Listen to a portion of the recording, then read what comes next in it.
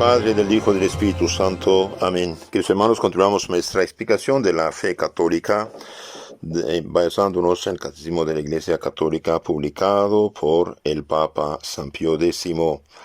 Preguntas 777 a 795 de la satisfacción y de la penitencia. En las charlas anteriores hemos visto que el sacramento de la penitencia fue instituido por Cristo nuestro Señor mismo el día de Pascua, el día de su triunfo sobre la muerte, el demonio y el infierno. Apareció a los apóstoles, sopló sobre ellos diciendo: todo poder me fue dado en el cielo y en la tierra.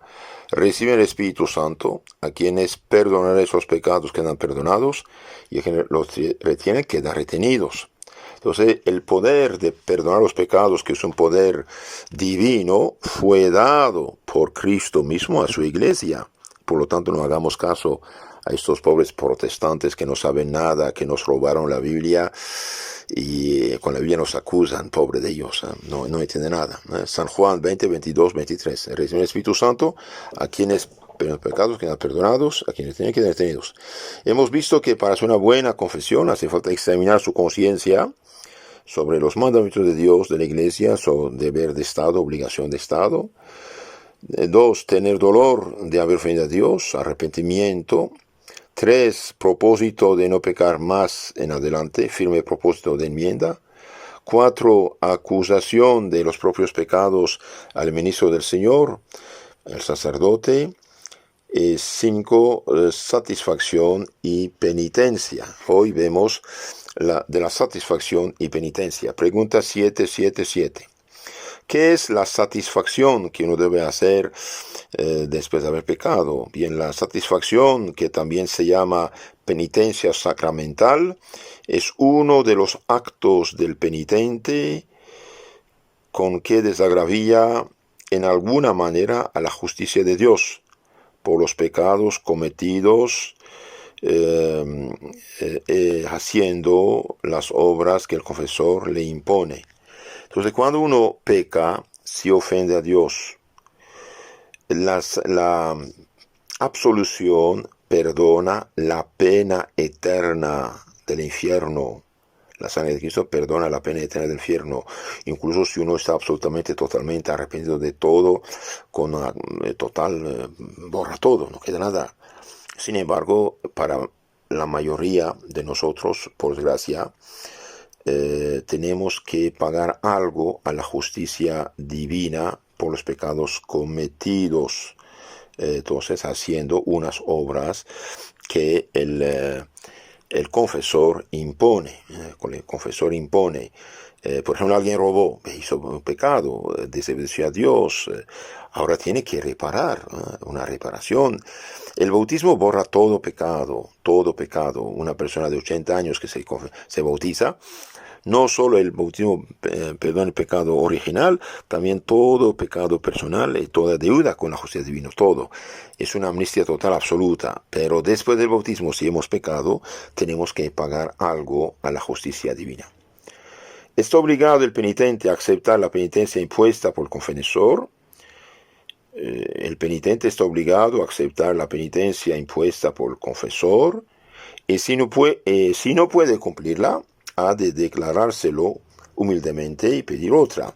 Entonces la penitencia que da el sacerdote en nombre del Señor, uno tiene que aceptarla y hacerla.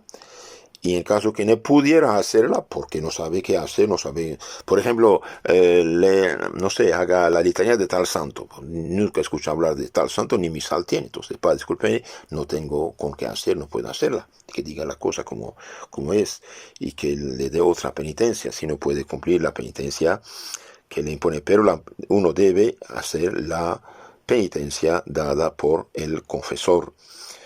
Y eso ayuda mucho. ¿Por qué? Porque esto no disminuye nuestro purgatorio.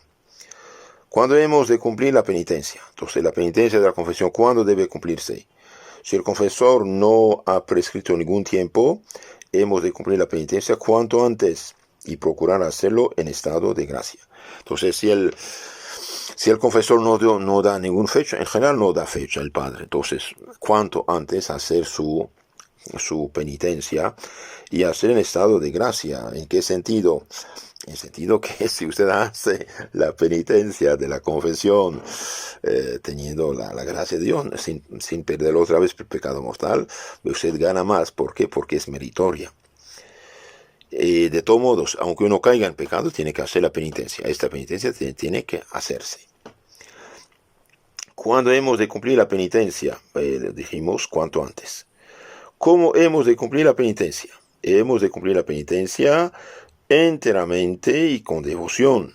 Enteramente y con devoción. ¿Por qué en la confesión se impone alguna penitencia? En la confesión se impone alguna penitencia porque de ordinario, después de la absolución sacramental que perdona la culpa y la pena eterna, queda una pena temporal que se ha de pagar en este mundo o en el purgatorio. Ese es el problema. Entonces, la absolución borra la pena eterna del infierno, la culpa eterna del infierno, pero queda una pena temporal que uno debe pagar en este mundo o en el purgatorio. Y si no lo hacemos en este mundo, la penitencia adecuada, lo haremos en el purgatorio, lo que es mucho más duro y más penible. ¿Por qué ha querido el Señor perdonar en el sacramento del bautismo toda la pena debida a los pecados y no el sacramento de la penitencia? El Señor ha querido perdonar en el sacramento del bautismo toda la pena debida a los pecados. Entonces dije, una persona de 80 años que se bautiza, todo queda perdonado. Y si este mismo día muere, va derecho al cielo. Sin embargo, no se perdona toda en la penitencia. ¿Por qué? Porque los pecados después del bautismo son harto más graves, como hechos con mayor conocimiento e ingratitud a los beneficios de Dios. Y también para que la obligación de satisfacer por ellos sirva de freno para no cometerlos de nuevo. Entonces, después del bautismo, no tenemos derecho al pecado. De hecho, nunca lo tenemos. Pero después del bautismo uno debe ser instruido en la fe, conocer el camino de Dios. Y Cristo dijo, el que me ama guarda mis mandamientos. Y bien, no tenemos derecho al pecado y por lo tanto, al pecar con conocimiento, somos ingratos a los beneficios de Dios. Y por eso hay una obligación de satisfacer por esos pecados, y eso sirve también de freno para no cometerlos más. Por ejemplo, en la iglesia primitiva la penitencia era muy dura, súper dura. A veces años de penitencia de pan y agua. Durante años los hacían hacer penitencias antes de absolverlos.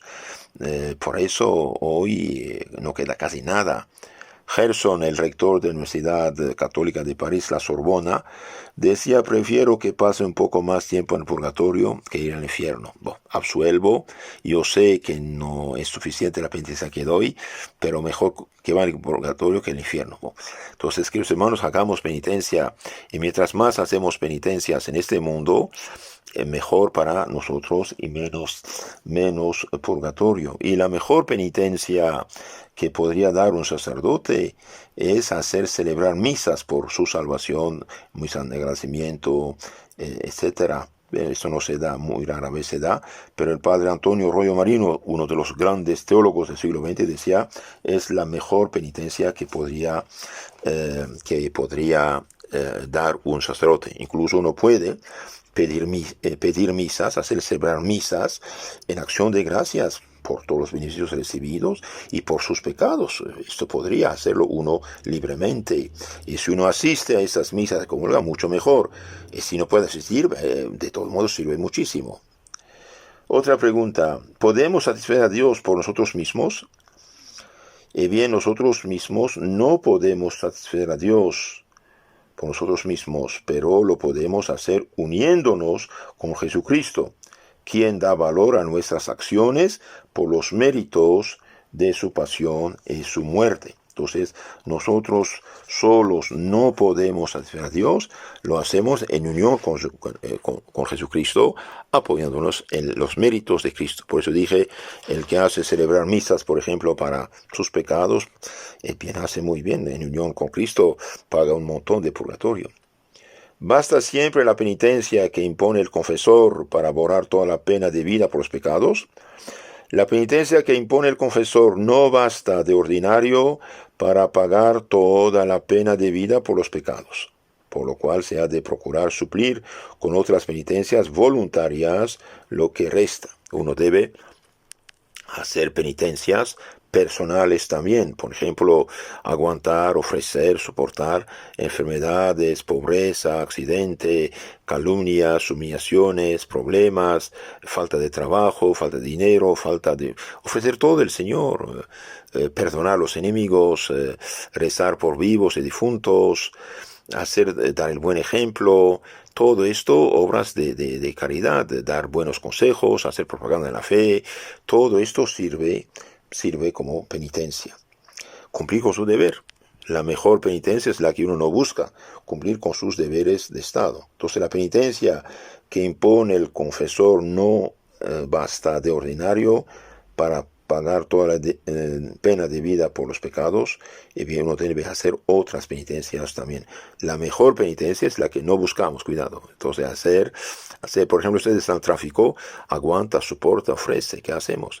Con los vecinos tiene problemas, con los hermanos, con los suegros, con los hijos. Saber aprovechar de todo, saber aprovechar de todo. Ahora, ¿cuáles son las obras de penitencia que uno puede hacer voluntariamente? Las obras de penitencia pueden reducirse a 3 especies, que son oración, ayuno y limosna. ¿Qué se entiende por oración? Por oración se entiende todo género de ejercicios de piedad. ¿Qué se entiende por ayuno? Por ayuno se entiende toda clase de mortificaciones. No solamente comer, beber, también toda mortificación, enfermedad, sufrimiento, pena, dolor, callarse, soportar, aguantar, perdonar. ¿Qué se entiende por limosna? Por limosna se entiende toda obra de misericordia espiritual y corporal.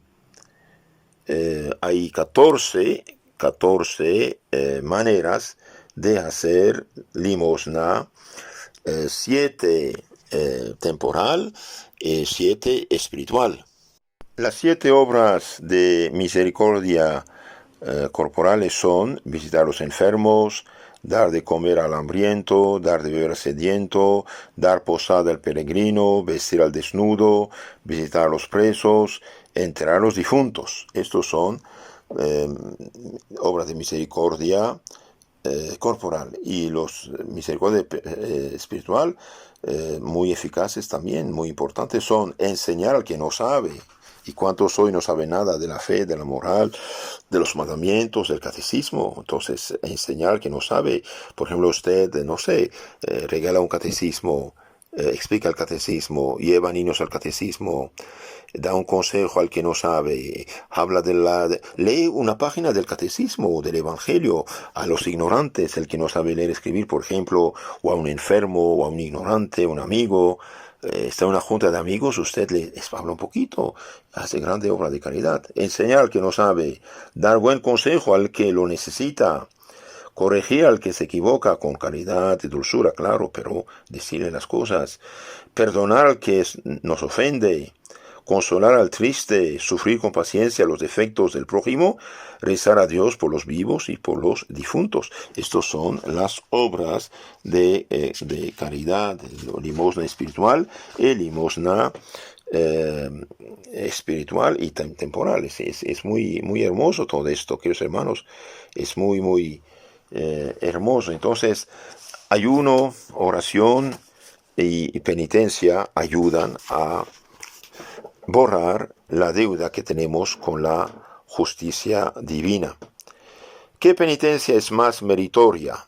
¿La que nos da el confesor o la que hacemos por propia elección?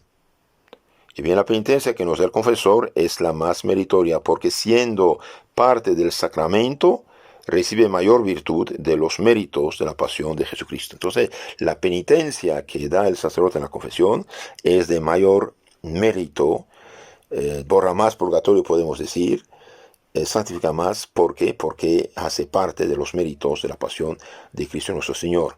Pero toda penitencia es buena, esto sí, pero esto es un poco más. Pregunta 790. ¿Van inmediatamente al cielo los que mueren después de recibir la absolución, pero antes de haber plenamente satisfecho la justicia divina? No. Van al purgatorio para satisfacer allí la justicia de Dios y purificarse eternamente. Queridos hermanos, hagamos penitencia, no vayamos al purgatorio.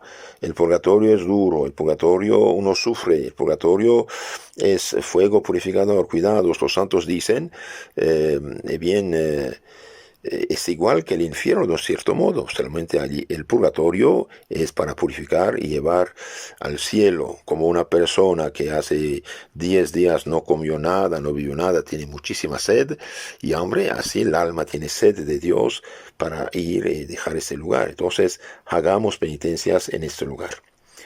Otra pregunta muy interesante: ¿podemos aliviar en sus penas a las almas del purgatorio? Sí, podemos aliviar en sus penas a las almas del purgatorio con oraciones, limosnas, misas, toda suerte de buenas obras, indulgencias y sobre todo, como dije, el santo sacrificio de la misa. Por eso se hacen misas por los difuntos, porque la misa es la oración de Cristo, es el sacrificio de Cristo, es ofrecido por ellos. Y para los que no saben, sépanlo, desde el inicio, en todos los siglos, la Iglesia Madre ha rezado por los difuntos. Nada de manchado entra en el cielo. Dios perdona, pero exige reparación. Entonces, el purgatorio está en la Biblia. El segundo libro de los Macabeos 12, 42, 46. Judas Macabeo hizo una colecta de 12,000 dracmas, dice el texto sagrado, y la mandó comprar ovejas, corderos y hacer sacrificios por los pecados de los difuntos. Esto está en la Biblia. Claro, como Lutero echase este libro de la Biblia falsificada, el pobre protestante no lo tiene en su Biblia, pero ni conoce la palabra de Dios. ¿Qué hacemos? Un hereje no tiene derecho de juzgar a los católicos, que son de la Iglesia Universal Apostólica. Otra pregunta: además de la penitencia, ¿qué otra cosa ha de hacer el penitente después de la confesión? El penitente después de la confesión, además de la penitencia, si ha perjudicado injustamente al prójimo en la hacienda o en la honra, o si le ha dado escándalo, debe lo más pronto posible restituir la hacienda, reparar la honra y remediar el escándalo. Entonces, el que hizo maldades no solamente debe confesar el pecado, también debe hacer reparación. Por el que hizo daño a la hacienda, al dinero, bienes ajenos, tiene que devolver, tiene que reparar. El que calumnió injustamente al prójimo, tiene que reparar la honra.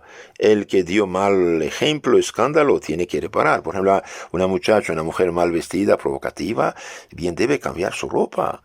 Y debe también eliminar sus fotos, etcétera, antiguas, que son escandalosas, eliminarlos en la medida del posible. Si ya no tiene control es otra cosa, pero si puede. Había un señor que había escrito un libro malo en Francia, y después de su conversión, él iba en los librerías de viejo, buscar los libros, su propio libro lo compraba y para destruirlo, para que otros no se intoxicara con este libro. Reparar la honra. Hay gente que calumnia, que miente, que ataca a gente inocente. No es correcto, no es correcto.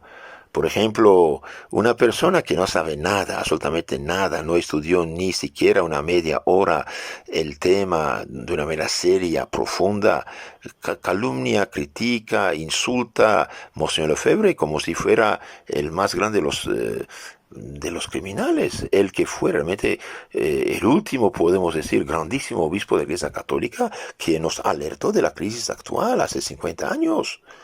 Una persona que no ha estudiado los 200, 300 últimos años de la historia del catolicismo, que no ha estudiado las luchas tremendas que tuvieron los papas que hacer contra los modernistas, los liberales, los anticristianos, las ideas falsas, una persona que no ha estudiado a fondo la historia del siglo XX, cuestiones, ideas en la iglesia, no puede hablar de Monseñor Lefebvre. Sí, pero fue condenado. ¿Qué señores? ¿Qué sabes tú? ¿Y acá hubo un juicio? Nunca hubo un juicio. Entonces, si nunca hubo juicio, significa que no podían condenarlo. No podían condenarlo. Cuidado. Calumniar al prójimo es grave. Es pecado mortal. Es pecado mortal. Y además una medida disciplinaria no es dogma de fe. Si usted lleva a un moribundo al hospital y pasa 3 semáforos rojos con cautela, ¿no eres un criminal? ¿No eres un borracho? Usted dice, señor juez, si lleva a un moribundo al hospital en la ambulancia, en lugar de condenarte, tiene que felicitarte. Cuidado. Entonces tenemos que hacer restitución de la hacienda, reparar la honra y remediar el escándalo. Cuidado los periodistas, ¿eh? Los periodistas que publican, que imprimen sin hacer el control necesario de sus afirmaciones, son pecados graves y afectan a la gente en su honra, en su corazón. Otra pregunta, ¿cómo se puede remediar el escándalo que se dio? Se puede remediar el escándalo que se dio haciendo cesar la ocasión de darlo y edificando con palabras y buenos ejemplos a los que se habían escandalizado. Entonces, el que dio mal ejemplo en el pasado, tiene que mejorarse. Por ejemplo, una persona en unión libre es escandalosa, además de ser fornicaria, impura, es escandalosa. Tiene que parar esto, o separarse o casarse, como Dios manda. Una persona que se vestía mal, bien debe parar esto. Una mujer cristiana debe tener el cuello cubierto, los hombros cubiertos, el pecho cubierto, y cuando es sentada las rodillas cubiertas. Nunca debe ir de estos pantalones apretados, sensuales, de licra, de mezclilla, etcétera. Eso no se hace. Uno debe ser cristiano como debe ser. Igual la borrachera, igual, no sé, la unión libre, ya dije, igual pecado de Sodoma y Gomorra. Esto es algo serio. Tiene que, el que hizo escándalo, hacerlo cesar cuanto antes, con buenos ejemplos, buenas palabras, y eliminar el escándalo de su vida. Ahora sí te acusan del pasado y usted ya no lo hace, conteste como Santo Agustín. Bueno, usted me acusa de lo que yo me arrepiento, que ya no hago. Entonces ya no existe esto. Otra pregunta, ¿de qué manera hemos de satisfacer al prójimo cuando le inferimos alguna ofensa? Cuando inferimos al prójimo alguna ofensa, hemos de satisfacerlo pidiéndole perdón y dándole cualquier otra reparación conveniente. Entonces, reparar. ¿Qué fruto produce una buena confesión? Muy interesante. La última. Una buena confesión. 1. Nos perdona los pecados cometidos y nos da la gracia de Dios. 2. Nos restituye la paz y la tranquilidad de la conciencia. 3. Nos vuelve a abrir las puertas del cielo y trueca la pena eterna del infierno en pena temporal. 4. Nos preserva de las recaídas y nos hace capaces del tesoro de las indulgencias. Entonces, la buena confesión nos perdona los pecados cometidos. De enemigos de Dios, esclavos de Satanás, nos hace hijo de Dios y nos devuelve la gracia, la santidad, el Espíritu Santo. Nos hace la paz y la tranquilidad de la conciencia y nos vuelve a abrir la puerta del cielo y cerrar la del infierno. Y la pena eterna que habíamos merecido por nuestros pecados, se cambia en pena temporal que podemos eliminar, satisfacer o en este mundo o en el purgatorio.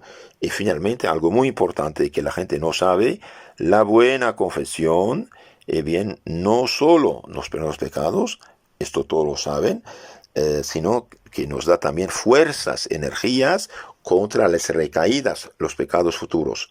Y el que está en gracia de Dios, puede aprovechar del tesoro de las santas indulgencias. Queridos hermanos, les aconsejo de confesarse regularmente. Como ya lo dije, no tengan miedo. El sacerdote es como el doctor, conoce todos los pecados que hay. como el doctor conoce las enfermedades, está ahí para perdonar, y cuando uno se confiesa es acto de fe y de humildad.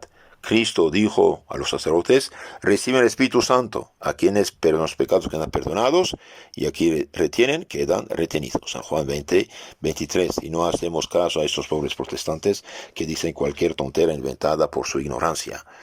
Pobres de ellos, pobres de ellos. Y hoy decir que son iglesias que pueden salvarse donde están es otra mentira, es mentira. Están en gran peligro de perderse. Esperemos que muchos sean de buena fe, de buena voluntad, y que el Espíritu Santo disipa los errores, pero también tratemos de frenar esta falsificación del Evangelio. La confesión, entonces, es un acto de fe, un acto de humildad, un acto de resurrección espiritual, y es Cristo que aplica a nuestras almas los frutos de su pasión, de su muerte, resucitándonos. Que Dios los cuide, la Virgen los tome bajo su protección. Amén. Queridos hermanos, les aconsejo de suscribirse al canal Catecismo Católico Tradicional. Ahí tenemos toda la fe, sacramentos, oración, mandamientos explicados. Que Dios los cuide.